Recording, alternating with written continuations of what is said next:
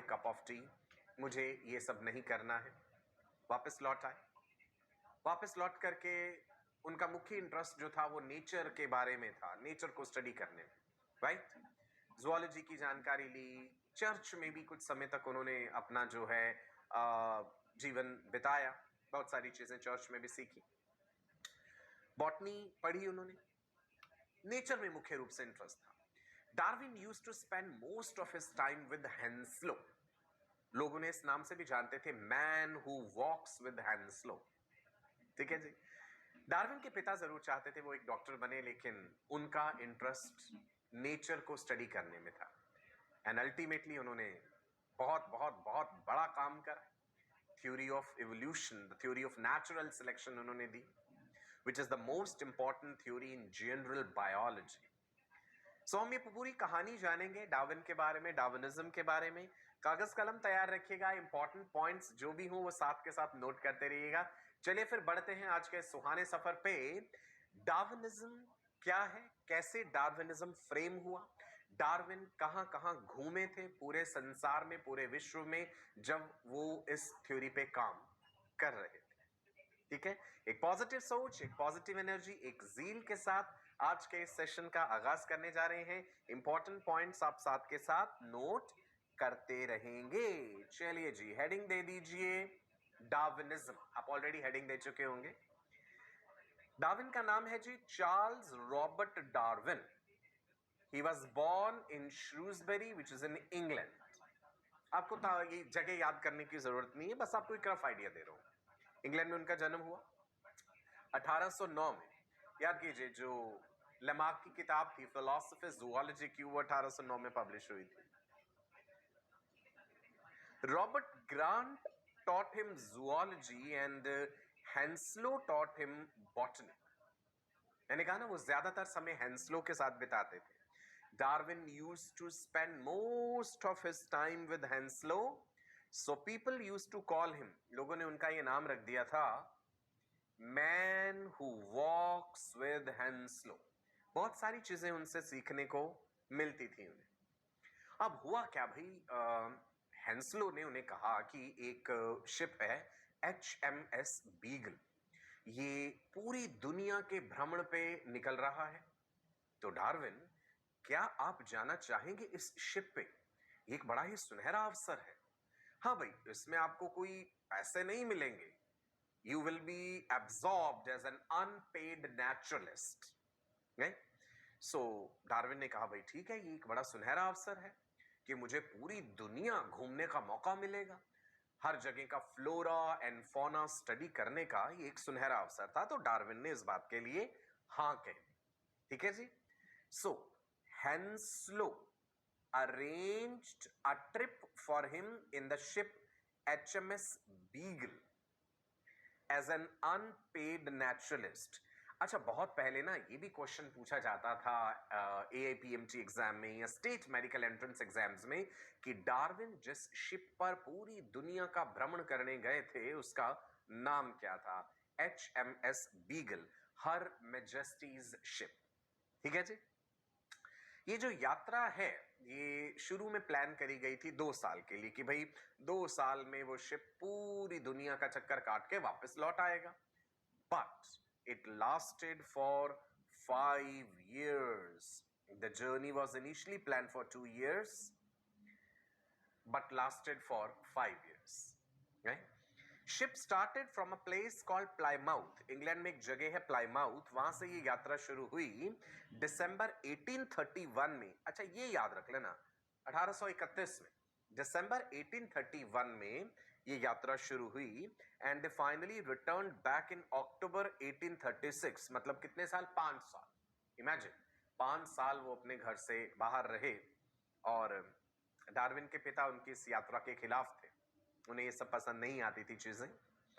During his journey, अपनी इस यात्रा के दौरान डार्विन ने एक्सप्लोर करा flora and fauna of many countries and islands, जैसे साउथ अमेरिका की यूकेडोर, पेरू, चिली, अर्जेंटीना एंड सबसे इंपॉर्टेंट रहे उनकी यात्रा में गैलापागोस आइलैंड्स। ये इंपॉर्टेंट है, याद रखना।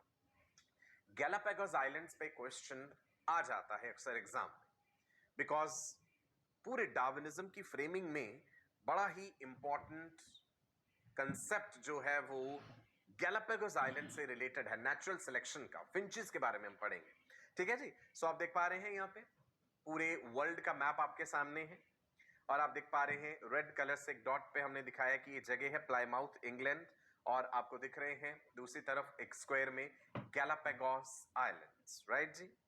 सो देखिए जी, शिप जगह जगह घूमता हुआ बहुत सारी कंट्रीज आइलैंड्स देखते हुए ये लोग गैलापागोस आइलैंड पहुंचे। गैलापागोस आइलैंड्स जो हैं ये पैसिफिक ओशियन में लोकेटेड है। गोआनो आइलैंड्स, गोआनो डिपॉजिट्स है यहाँ पे बहुत सारे, बर्ड्स की एक्सक्रीटा को कहते हैं ना guano deposits. They are volcanic island, समंदर में वॉल्केनो के फटने से ये आइलैंड्स बने, ठीक है जी। 960 किलोमीटर दूर हैं साउथ अमेरिका से in the Pacific Ocean, west coast में। हल्का सा आइडिया रखिएगा इस चीज का, ठीक है जी। आप अपने नोट्स में लिखिए, these are located nearly 960 kilometre away from the west coast of South America in Pacific Ocean, right. They are guano islands, guano deposits हैं यहां पे। डार्विन रीच्ड हियर इन 1835, 1831 में यात्रा शुरू हुई थी। 1835 में लगभग 4 साल हो गए थे उन्हें यात्रा करते हुए, और तब वो जाकर के इन आइलैंड्स पे पहुंचे, और एक महीने से थोड़े से कुछ दिन ऊपर ही थे इनफैक्ट, उन्होंने यहां पे बिताया। डार्विन जब गैलापागोस आइलैंड्स पहुंचे तो वो बड़े हैरान हुए, सरप्राइज्ड, इनफैक्ट शॉक्ड।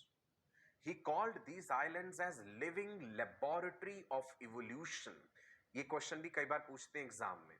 डार्विन ने लिविंग लेबोरेटरी ऑफ इवोल्यूशन किसे कहा था? गैलापागोस आइलैंड्स को। यहां पे पाए जाने वाले जानवर बड़े ही विचित्र थे, बड़े ही डिफरेंट थे from the animals which were found on the main land.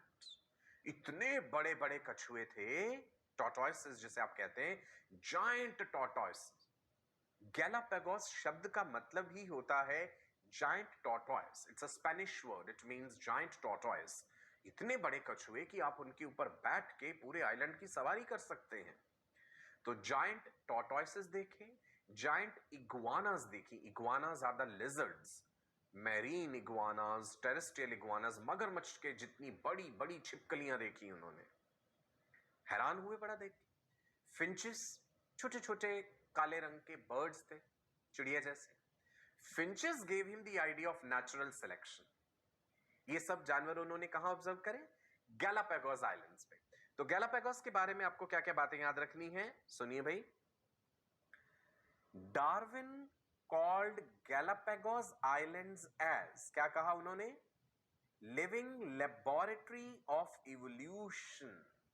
Important है ये बात, लिख दो इसके आगे, this is important. Darwin observed many unusual animals, बड़े ही डिफरेंट किस्म के एनिमल्स, अनयूजुअल एनिमल्स उन्होंने देखे। जायंट टॉर्टोइसेस, बहुत बड़े बड़े कछुए। Giant iguanas, iguanas are the lizards, छिपकलियां, रेप्टाइल्स। मैरीन इग्वानास भी थी, टेरेस्ट्रियल भी थी। भाई सबसे इंपॉर्टेंट जो नाम आपको बिल्कुल नहीं भूलना, दैट इज फिंचेस, छोटे छोटे चिड़िया जैसे बर्ड्स जिनकी चोंच से वो बहुत प्रभावित हुए थे, राइट जी। डार्विन ने वहां पे अलग अलग तरह की फिंचेस देखी। किसी की चोंच लंबी थी और बड़ी थी, किसी की चोंच छोटी थी, किसी की चोंच ऐसे मुड़ी हुई थी, according to their feeding habits. अब डार्विन को ये नहीं पता था कि भाई ये अलग अलग स्पीशीज है, बिकॉज वो कोई बर्ड स्पेशलिस्ट तो नहीं थे। डार्विन कोई ऑर्निथोलॉजिस्ट तो नहीं थे ना, कि जो वो पहचान पाते ये अलग अलग स्पीशीज ऑफ बर्ड्स हैं, फिंचेस हैं। तो उन्होंने सिंपली वैरायटी टर्म यूज कर लिया। बाद में जब हमने डार्विनिज्म स्टडी किया, डॉक्टर डेविड लैक या और वैज्ञानिकों ने, तो उन्होंने जो है बाद में ये कहना शुरू कर दिया कि वो अलग अलग स्पीशीज थी। डार्विन के एक मित्र थे जॉन गोल्ड, ऑर्निथोलॉजिस्ट थे। डार्विन जब अपनी इस यात्रा से लौटे तो वो फिंचेस की ड्राइंग्स बना करके लाए थे। अपने उस ब्रिटिश फ्रेंड को उन्होंने वो दिखाई तो उन्होंने कहा कि डार्विन ये अलग अलग स्पीशीज हैं फिंचेस की, ठीक है जी। सो डार्विन ने उन्हें स्पीशीज नहीं कहा था, डार्विन तो सिंपली वैरायटी कहा था, ठीक है जी। सुनिए, Darwin observe different species of finches. Please remember, ये अलग अलग स्पीशीज हैं, ये डार्विन को ये बात नहीं पता थी, ये अब हम डार्विनिज्म पढ़ाते समय आपको एक्सप्लेन करते हैं। स्पीशीज का मतलब क्या है? Group of organisms that can interbreed. Species, members of the same species can reproduce among themselves, they can interbreed, right? उसे स्पीशीज कहते हैं। ना सुन, डार्विन अपनी इस यात्रा के दौरान एक किताब अपने साथ ले गए थे जो उनके एक मित्र थे चार्ल्स लिल, उन्होंने दी थी। During his journey, he read a book, Principles of Geology, which was given to him by Charles Lill. Geology, you know, earth sciences, right?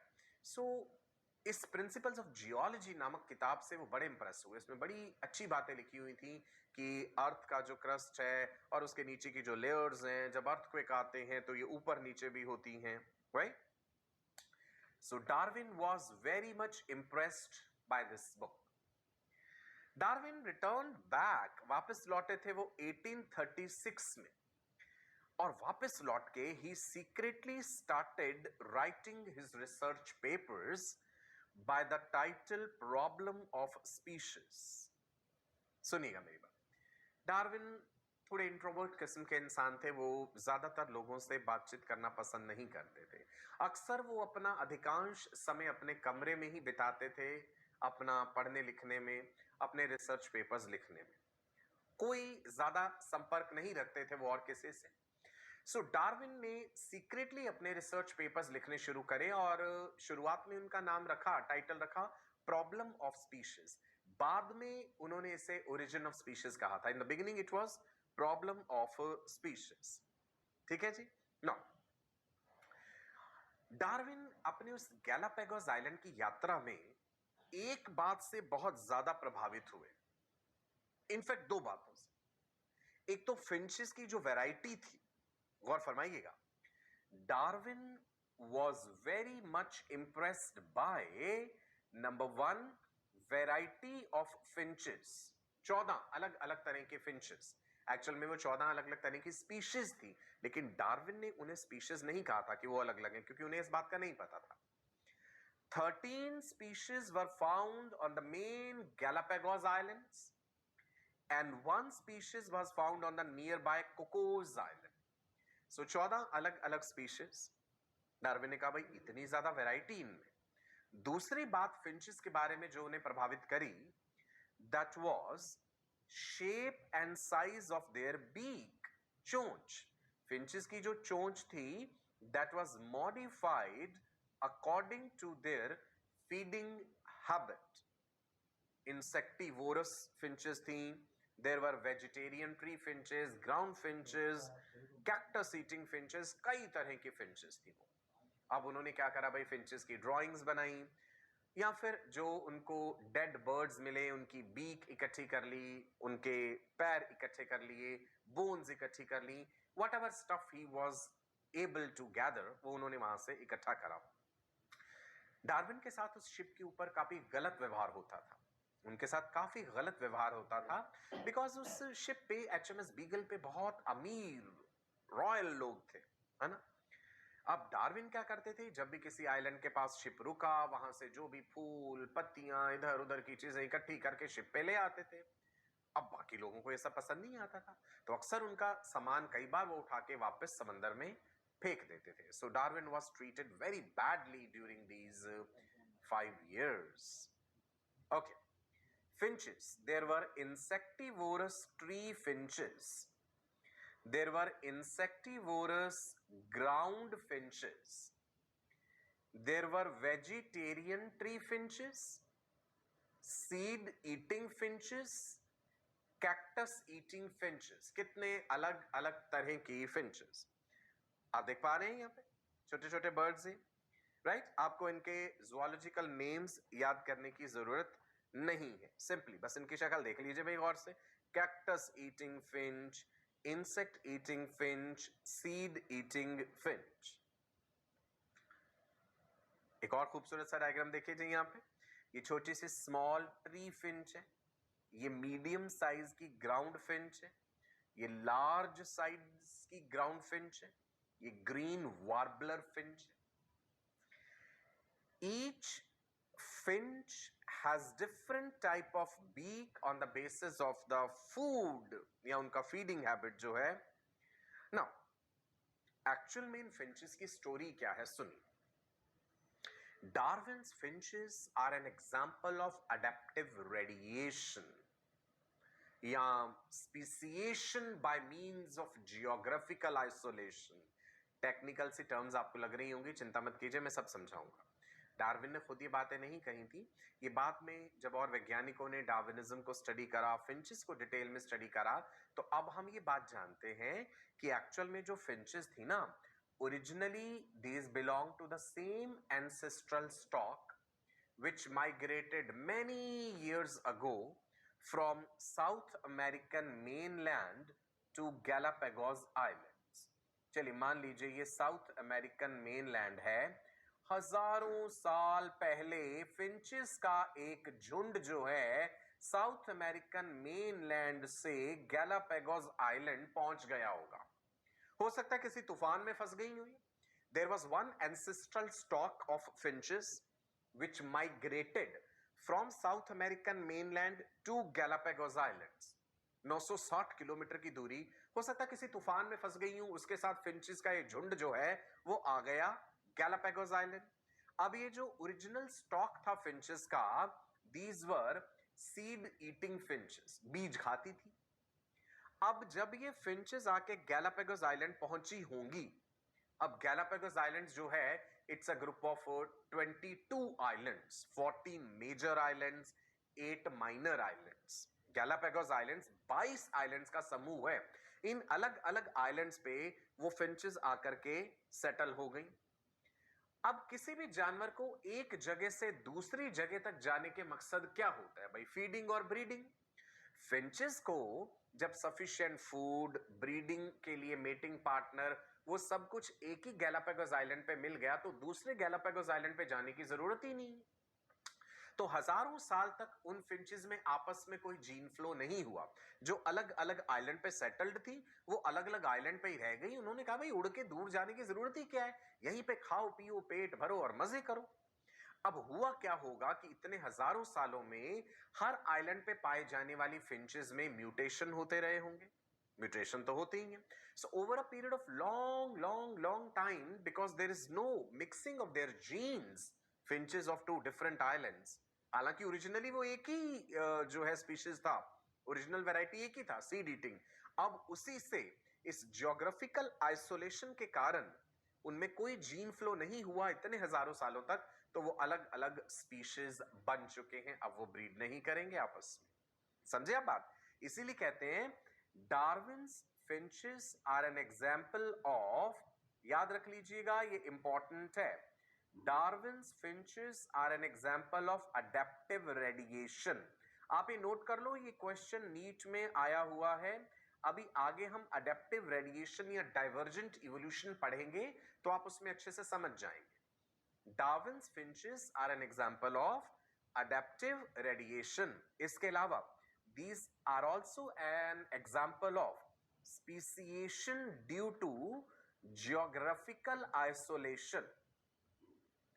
Speciation मतलब formation of new species, speciation due to geographical isolation, because वो isolated रही एक दूसरे से। ठीक है जी, clear है? दोनों बातें, ये दोनों इंपॉर्टेंट क्वेश्चंस हैं नीट के हिसाब से। चलो आगे बढ़ता हूं। एक टर्म समझ लेते हैं हम, natural selection, because finches gave him the idea of natural selection. कई बार ये क्वेश्चन पूछा जाता है कि डार्विन को आइडिया ऑफ नेचुरल सिलेक्शन कहां से मिला था। Please remember, finches gave gave him is referring to Darwin. Finches gave him idea of natural selection.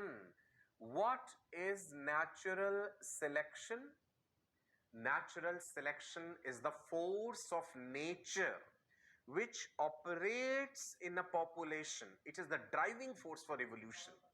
ये मैंने आपको पिछले सेशन में भी बताया था कि ड्राइविंग फोर्स फॉर इवोल्यूशन क्या है? Natural selection. ठीक है, तो डिफाइन करो नेचुरल सिलेक्शन को. It is the force of nature which operates in a population and selects those individuals. Unit of natural selection is individual. It selects those individuals which are better adjusted with the environment. Ultimately evolve क्या करती है? Population. Select कौन होते हैं? Individuals. So समझते हैं जी natural selection. पहले यहाँ पे लिख दो नीचे शॉर्ट में. नेचुरल सिलेक्शन जो है it is driving force for evolution. Short में लिख दिया मैंने evolution.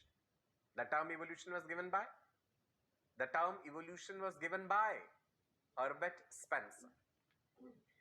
Natural selection is a process in which organisms better adapted to their environment. जो organisms अपने environment के लिए better adapted हैं, they tend to survive, वो जिंदा रहेंगे, and they produce more offspring. Simple सी बात है. जो बेहतर एडजस्टेड है वो दो काम बेहतर तरीके से कर रहा होता है, सक्सेसफुल फीडिंग एंड ब्रीडिंग. तो यहां पे नेचुरल सिलेक्शन क्यों एक्सप्लेन करा मैंने? बिकॉज आपको ये बात याद रखनी है that finches gave Darwin the idea of natural selection. कई बार ना ये भी पूछ लेते हैं कि फिंचेस को डार्विन्स फिंचेस किसने कहा था? अब डार्विन ने खुद तो नहीं कहा था उन्हें Darwin's finches. Doctor David Lack 1947 की बात है, उन्होंने ये टर्म दिया था डार्विन्स फिंचेस. सुन लीजिए, डार्विन्स फिंचेस अगर पूछा जाए कि भाई ये किसने कहा था, ये डॉक्टर डेविड लैक. डार्विन को सम्मान देते हुए डार्विनिज्म जब उन्होंने पढ़ा तो उन्होंने कहा कि भाई डार्विन ने इतना काम करा है फिंचेस पे, so let's address these finches as Darwin's finches. अब चलिए आगे बढ़ते हैं. जैसा कि मैंने बताया फिंचेस की इस स्टोरी को, finches originally belong to the same ancestral stock. एक ही एंसेस्ट्रल स्टॉक के वंशज हैं ये सारी finches.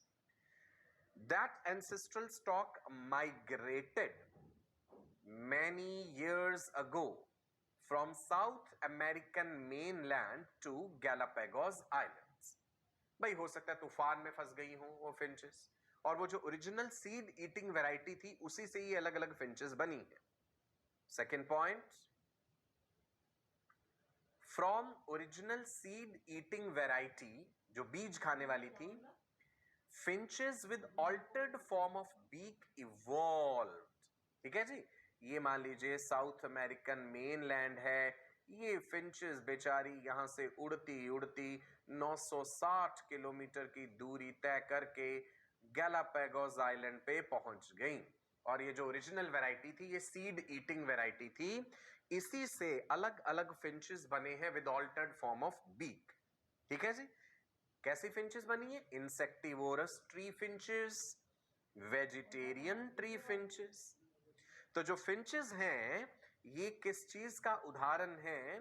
They are an example of adaptive radiation और डाइवर्जेंट इवोल्यूशन. एक एंसेस्ट्रल स्टॉक को बिलोंग करते हुए अलग अलग दिशाओं में डाइवर्ज कर जाना, दैट इज डाइवर्जेंट इवोल्यूशन. इसी को अडेप्टिव रेडिएशन कहते हैं. ये मैं आगे एक्सप्लेन करूंगा आपको टाइप्स ऑफ इवोल्यूशन में, लेकिन तब तक आप ये याद रखिएगा कि Darwin's finches provide us N example of adaptive radiation. Marsupials में भी पढ़ेंगे हम, एनसीईआरटी में मेंशन है ये चीज, सो ध्यान रखना ये. ठीक है जी, चल. जब ओरिजिनल एंसेस्ट्रल स्टॉक वाली फिंचेस गैलापागोस आइलैंड्स पहुंची तो वहां पे उन्होंने देखा कि भाई यहां तो खाने पीने की कोई कमी ही नहीं है. They got abundant food for feeding. चलो जी, पेट भरने के लिए भोजन मिल गया. स्पेस मिल गया रहने के लिए, पार्टनर मिल गए मेटिंग के लिए, और कंपटीशन फ्री एनवायरनमेंट था। कोई कंपटीशन भी नहीं है, भरपेट भोजन खाओ, रहो, मजे करो, खेलो कूदो, ब्रीडिंग करो। That's what an animal wants. तो फिंचेस की ये सारी जरूरतें वहीं पूरी हो गई। Finches provide an evidence for origin of species by means of geographical isolation। ये बात भी इंपॉर्टेंट है। मैंने कहा कि ये नीट में क्वेश्चन पूछा भी हुआ है और पूछा भी जा सकता है। अलग अलग स्पीशीज कैसे बनते हैं, स्पीसिएशन का कंसेप्ट हम पढ़ेंगे। सिंपेट्रिक स्पीसिएशन, एलोपेट्रिक स्पीसिएशन, कि भाई रिप्रोडक्टिव आइसोलेशन के कारण या ज्योग्राफिकल आइसोलेशन के कारण। तो ये फिंचेस एक एग्जांपल दे रही हैं ज्योग्राफिकल आइसोलेशन के कारण स्पीसिएशन होने का, बिकॉज अलग अलग आइलैंड पे फिंचेस सेटल्ड हैं। ठीक है जी। सपोज आइलैंड ए, आइलैंड बी, आइलैंड सी, ये यहां की फिंचेस, ये आइलैंड डी की फिंचेस। अलग अलग नाम मैंने दे दिया और ये फिंचेस दिखा दी मैंने। A B C D E F, ये सब अलग अलग आइलैंड्स हैं। तो एक आइलैंड में पाई जाने वाली फिंचेस अपने ही घर में वहीं पे खुश हैं, भैया हमें दूसरी जगह जाना ही नहीं, हम तो आपस में जियोग्राफिकली आइसोलेटेड हैं दूसरे से। तो जब जियोग्राफिकली आइसोलेटेड हैं तो अल्टीमेटली रिप्रोडक्टिवली भी आइसोलेटेड हैं, मिल नहीं रहे, रिप्रोडक्शन नहीं कर रहे। तो समय के साथ साथ अलग अलग वो स्पीशीज बन जाएंगे, फिर वो आपस में मेट नहीं कर पाएंगे। क्लियर है जी? राइट। नेचुरल सिलेक्शन टर्म भी क्लियर हो गया है। डार्विन को अपनी थ्योरी फ्रेम करते समय नेचुरल सिलेक्शन का आइडिया कहां से मिला था? फिंचेस से। ओके, नाउ अब हम जरा जिराफ वाली बात एक्सप्लेन करें डार्विन के अनुसार। सुनो, लेमार्क ने तो ये कहा था कि भाई पहले जो जिराफ होते थे बड़े छोटे साइज के थे, छोटी गर्दन वाले थे, खींच खींच के जिराफ ने अपना एफर्ट करके अपनी गर्दन लंबी कर ली। अब अगर डार्विनिज्म के अनुसार इस चीज को देखें, variations are always present in a population. छोटी, बड़ी, मीडियम साइज गर्दन वाले जिराफ हमेशा से रहे होंगे। जैसे जैसे एनवायरनमेंट बदलता गया और वो बदला एनवायरनमेंट जिसके लिए बेस्ट था, जो उसके लिए बेस्ट सूटेड थे, उन्हें सक्सेसफुल फीडिंग एंड ब्रीडिंग के बेहतर चांसेस मिले और उनकी जनसंख्या बढ़ती गई। राइट। अभी भी अगर आप सभी जिराफ की गर्दन देखें तो बराबर साइज की तो नहीं होगी, किसी की थोड़ी लंबी, किसी की थोड़ी छोटी, किसी की थोड़ी लंबी, है ना। Variations are always present in a population. Right. देखते हैं जी जिराफ के बारे में क्या लिखा है। In a population of giraffes, the organisms showed variation in terms of neck length. Simple, हर जानवर में वैरायटी होती है। पॉपुलेशन, पॉपुलेशन से क्या मतलब है हमारा? यहां पे पॉपुलेशन टर्म यूज हुआ है तो समझ लेते हैं। Group of organisms belonging to same species. जैसे ह्यूमन पॉपुलेशन कह दें, पूरे ह्यूमन स्पीशीज है, हम पूरे वर्ल्ड में पाए जाते हैं ह्यूमंस, लेकिन group of certain individuals which are localised, जैसे दिल्ली की पॉपुलेशन, बंगाल की पॉपुलेशन, है ना। A group of organisms belonging to same species living in the same place and are capable of interbreeding. जो एक कॉमन जगह पे रह रहे हो और आपस में ब्रीड कर सकते हो, उसे हम पॉपुलेशन कहते हैं। And unit of evolution is population. मैं लिख रहा हूं फिर से, आप भी नोट करेंगे, क्वेश्चंस यही पूछे जाएंगे। क्या इवॉल्व करता है? Unit of evolution is population. And what is the unit of natural selection? It is individual. Right. चलो जिराफ की कहानी आगे बढ़ाते हैं। जैसे जैसे एनवायरनमेंट बदला होगा, जिराफ पॉपुलेशन जहां पे रह रही है, बदलाव फिर वहां भी आएंगे। The organisms with long neck variation, they were able to survive as they could reach the taller plants। भाई पहले छोटी गर्दन बड़ी गर्दन वाले सभी तरह के थे। छोटी गर्दन वाले जो थे वो जमीन की घास खा लेते थे, बड़ी गर्दन वाले पेड़ों की घास जो पत्तियां खा लेते थे, है ना। जब जमीन की घास खत्म हो गई तो फिर बेचारे छोटी गर्दन वालों के लिए परेशानी हो जाएगी। राइट। सो बड़ी गर्दन वाले जो थे उनके फीड एंड ब्रीड करने के चांसेस ज्यादा हो गए। The shorter neck variants were at a disadvantage। जब एनवायरमेंट बदला, the shorter neck variants were at a disadvantage as they did not have enough food to survive। जिसके कारण से number of organisms with shorter necks started reducing एक बात ध्यान रखना, no variant is completely wiped out. ऐसा नहीं कि जो छोटी गर्दन वाले थे वो सारे ही मर जाएंगे, भाई कोई तो थोड़े बहुत बच जाएंगे उनमें से, है ना। मान लो जो लंबी गर्दन वाले जिराफ है वो जो कुछ खा रहे हैं, थोड़ा बहुत तो उनके मुंह से भी गिर जाएगा नीचे, पत्तियां वत्तियां टूट के भी गिरेंगी, उस पर भी तो फीड कर सकते हैं। सो नो डाउट कि भाई उनका नंबर, उनकी संख्या लंबी गर्दन वालों की संख्या के कंपैरिजन में बहुत कम होगी। ठीक है जी। एक और टर्म समझते हैं, व्हाट इज डार्विनियन फिटनेस। ये टर्म समझते जाइए, फिर आगे भी हमने थ्योरी ऑफ नेचुरल सिलेक्शन पढ़नी है डिटेल में, अभी तो हम सब फ्रेमिंग ऑफ डार्विनिज्म की बात कर रहे हैं। डार्विनियन फिटनेस है जी ability of an organism with a variation in a population. Fitness किसे रेफर कर रहा है, किसी जानवर की ऐसी काबिलियत को, ability of an organism with a variation, जिसमें कि एक अलग कैरेक्टर है, to reproduce and increase in number when compared to other organisms in the population। Simple सी बात है, एक पॉपुलेशन में अलग अलग तरह के इंडिविजुअल्स हैं, जिन इंडिविजुअल्स में ये काबिलियत है, ये एबिलिटी है कि वो सक्सेसफुली फीड एंड ब्रीड कर सकते हैं, वही फिट कहलाएंगे। डार्विन के अनुसार this is what is Darwinian fitness, means ability of an organism in a population to reproduce, to feed and breed successfully, increase its number as compared to whom, as compared to the others, जो कि वो काम उतना बेहतर नहीं कर पा रहे हैं। ठीक है जी, राइट, इज इट क्लियर। अब यहां पे क्या दिखाएगा भाई, एक इतनी लंबी गर्दन वाला जिराफ और एक इतनी छोटी गर्दन वाला हमने दिखा दिया। अगर हम ये मान के चलें कि जिस हिसाब से डार्विन ने कहा वो बातें 100% सच हैं, तो फिर ये होगा कि जो इतनी लंबी गर्दन वाले हो गए हैं और जो बेचारे छोटे ही रहे हैं, हजारों साल बाद आपस में वो एक दूसरे के साथ ब्रीड भी नहीं कर पाएंगे। स्पीसिएशन शब्द का मतलब क्या है सुनिए जरा, formation of the new species, right जी। Process of formation of new species is called speciation. ये टर्म्स बीच बीच में समझना जरूरी है, बिकॉज जब हम आगे पूरा नेचुरल सिलेक्शन का थ्योरी पढ़ेंगे ना, वहां ये टर्म्स यूज होंगी। So speciation is formation of new species. Organisms that can interbreed are called species. They are forming one species. They are members of the species. Variations क्या है? Variations होते हैं भाई small genetic differences which are found among organisms belonging to same species. Same species के individuals 100% exactly carbon copy तो नहीं है एक दूसरे की, वैरायटी तो होती ही है। ठीक है जी। सो डार्विन ने कहा no two individuals are exactly alike in a population except identical twins. उनके जमाने में भी आइडेंटिकल ट्विन्स तो रहे होंगे, सो उन्होंने कहा कि आइडेंटिकल ट्विन्स को छोड़ दीजिए, उसके अलावा कोई भी दो इंडिविजुअल्स एक ही पॉपुलेशन में एग्जैक्टली एक जैसे नहीं होते हैं। ठीक है जी। Survival of the fittest term किसने दिया है भाई, ये भी हर्बर्ट स्पेंसर ने दिया है। कुछ कुछ इंपॉर्टेंट बातें बता रहा हूं, फिर हम पूरा सीरियल ऑर्डर में थ्योरी ऑफ नेचुरल सिलेक्शन के पॉइंट्स देखेंगे। Natural selection is the driving force for evolution, ये ध्यान रखना है, right. Which is the driving force for evolution, natural selection.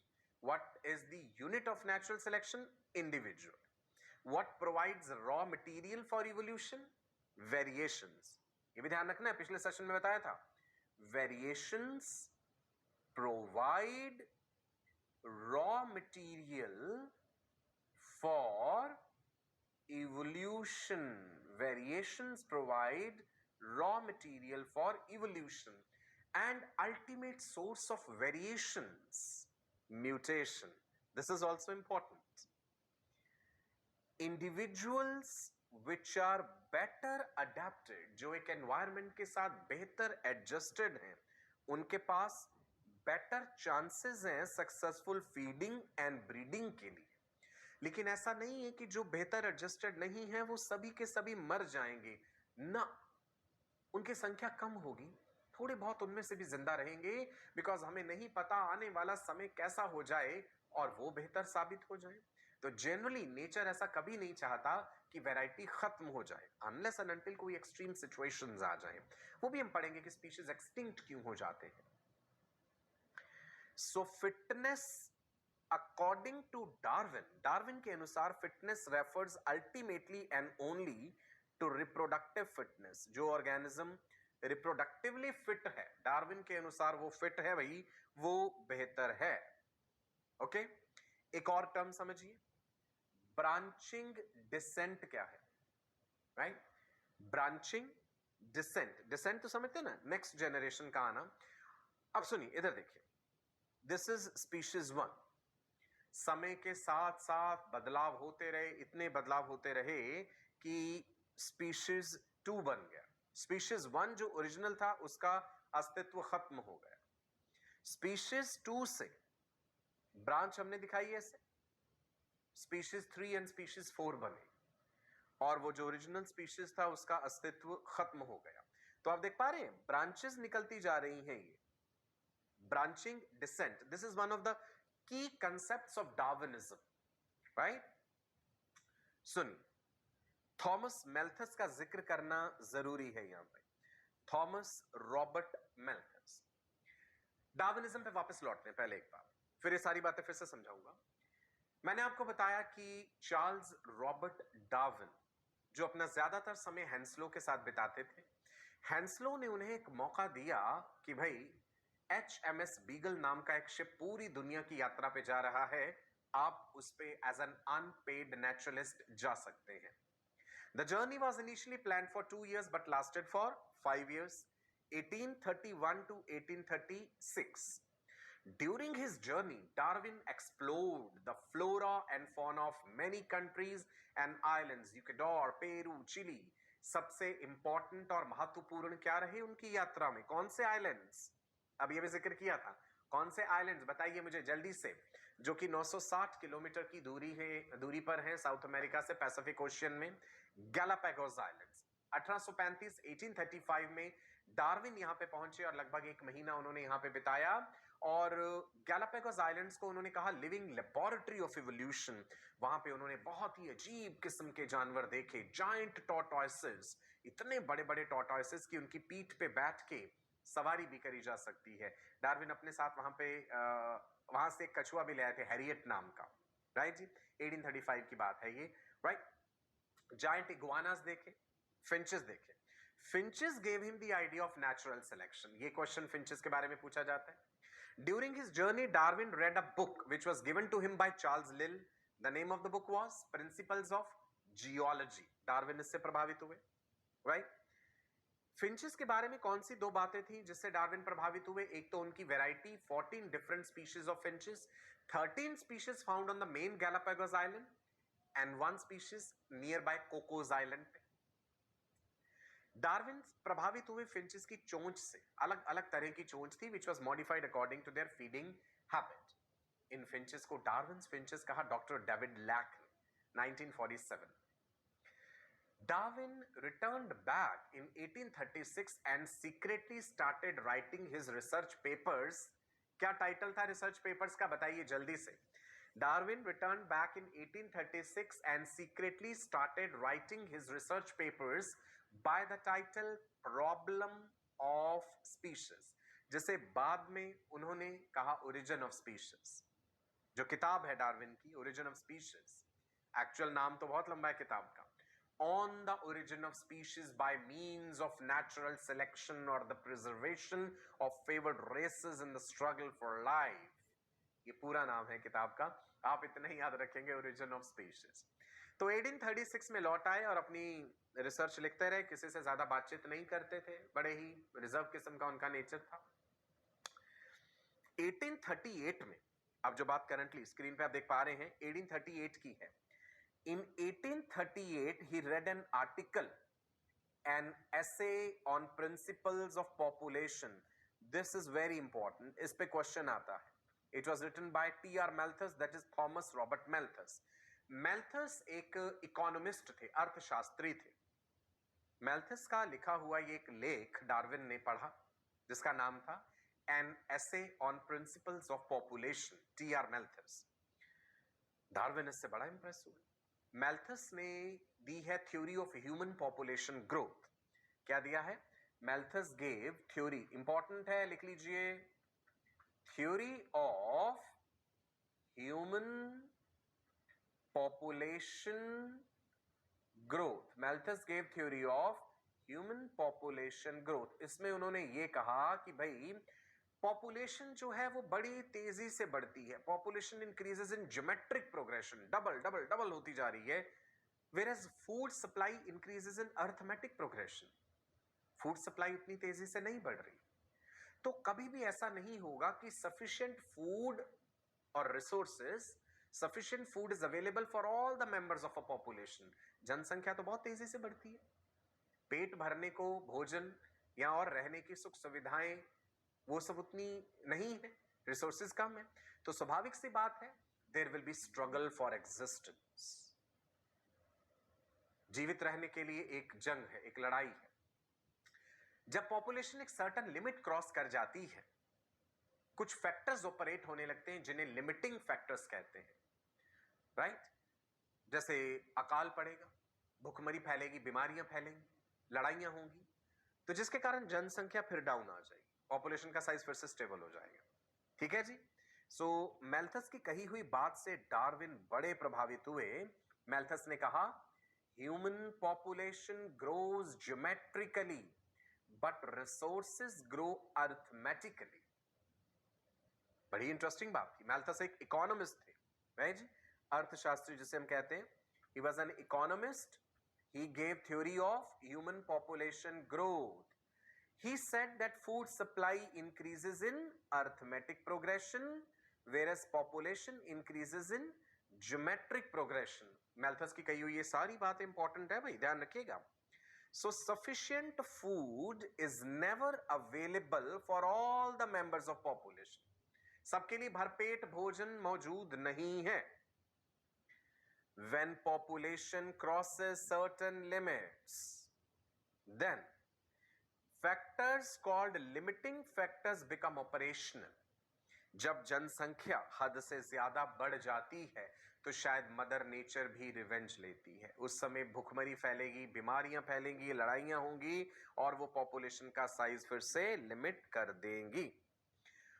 अच्छा, एक एग्जांपल देखिए, पैरामीशियम का सिंपल सा example. Paramecium slipper animalcule, जानते हैं पैरामीशियम भाई शो करता है फिजन, बड़ी तेजी से डिवाइड करता जा रहा है, करता जा रहा है, करता जा रहा है, 2 4 8 16 32 है ना, कितनी तेजी से बढ़ रहा है। अब देख लें, अगर ये पॉपुलेशन ऐसे ही अनकंट्रोल्ड वे में बढ़ती रहे तो जब पैरामीशियम की 9000th जनरेशन आएगी तो शायद उनका जो प्रोटोप्लाज्म है वो पूरी धरती के मास से भी ज्यादा हो जाए।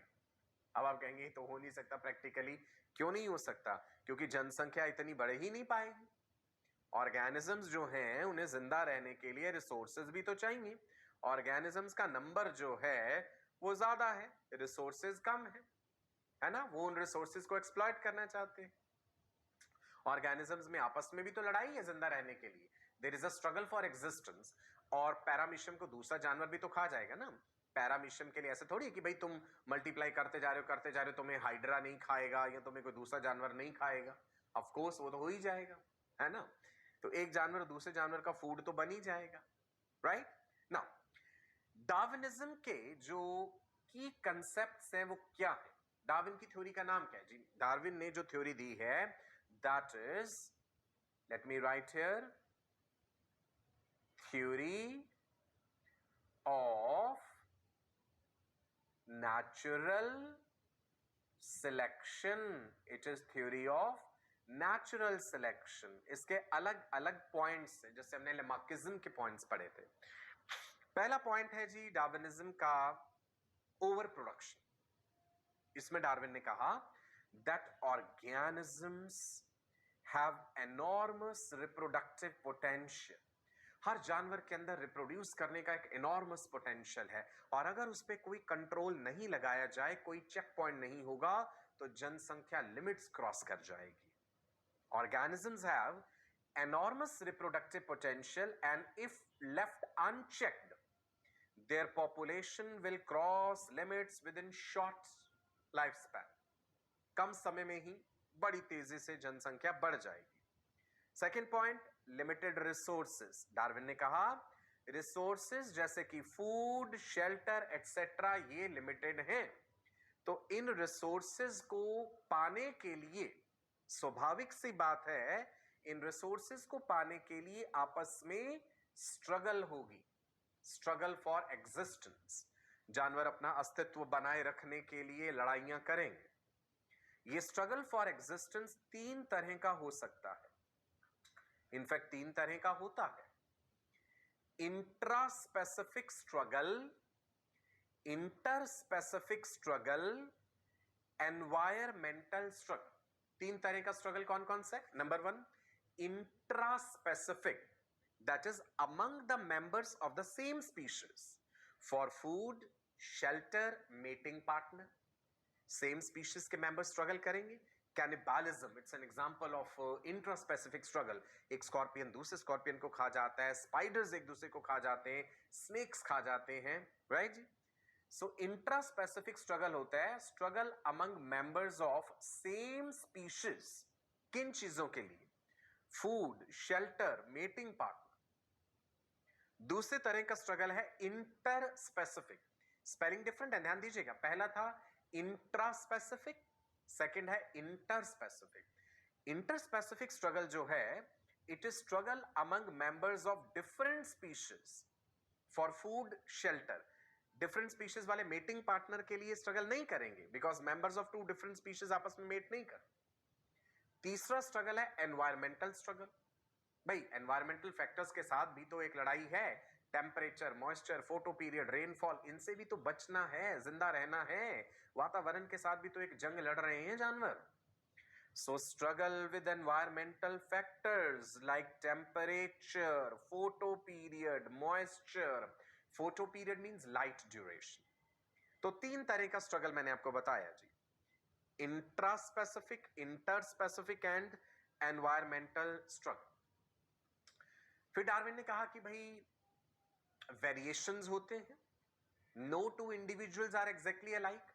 अच्छा, डार्विन को जेनेटिक्स की नॉलेज नहीं थी। जो मेन ड्रॉबैक रहा है ना डार्विनिज्म का, that is lack of knowledge of genetics.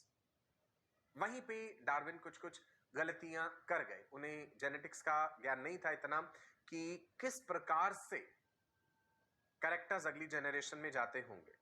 हालांकि उस समय मेंडल का काम भी चल रहा था, Gregor John Mendel P plant पे काम कर रहे थे, लेकिन डार्विन इतना ज्यादा इंटरेक्ट नहीं करते थे ना और लोगों से, तो उन्हें नहीं पता था कि मेंडल ने क्या कहा है। और वैसे भी आप जानते हैं कि मेंडल ने जब अपने कंसेप्ट दिए थे, उनके समय पे उनकी वो बातें मानी ही नहीं गई थी।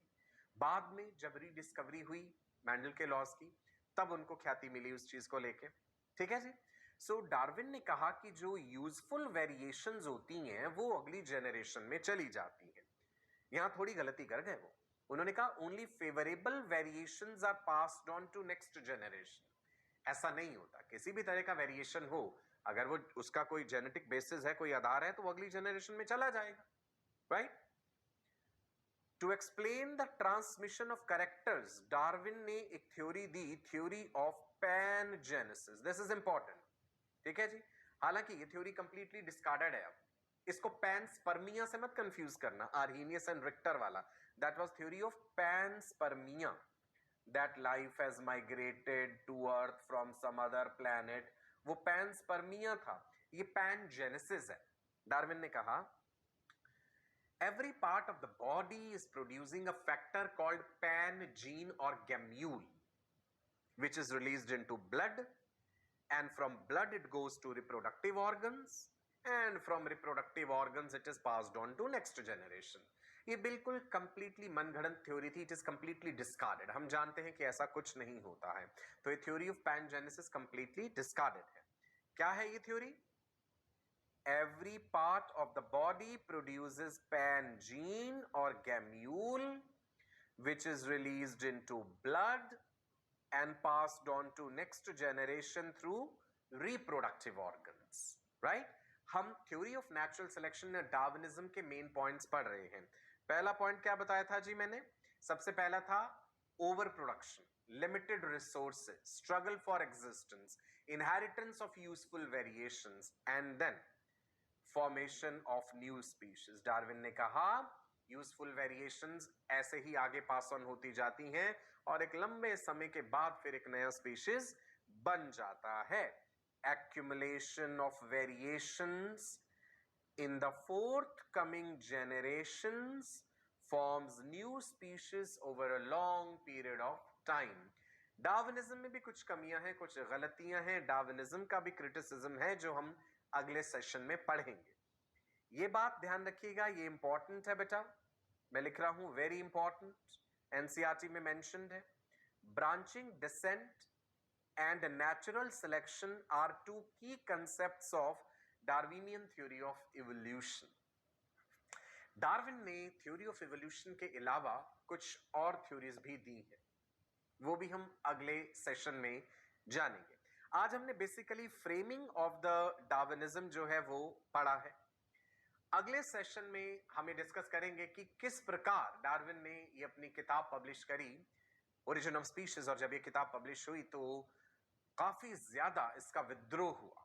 बहुत सारी किताबें उनकी जला दी गईं because Darwin was talking about something जो उस समय के लोग मानने को तैयार ही नहीं थे कि ह्यूमंस, एप्स एंड मंकीज आपस में रिलेटेड कैसे हो सकते हैं. राइट?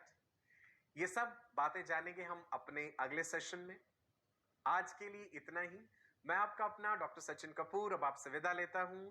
नमस्कार, bye bye, God bless you all, wish you all a very bright and prosperous future.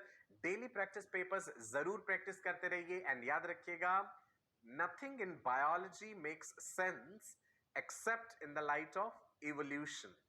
नमस्कार.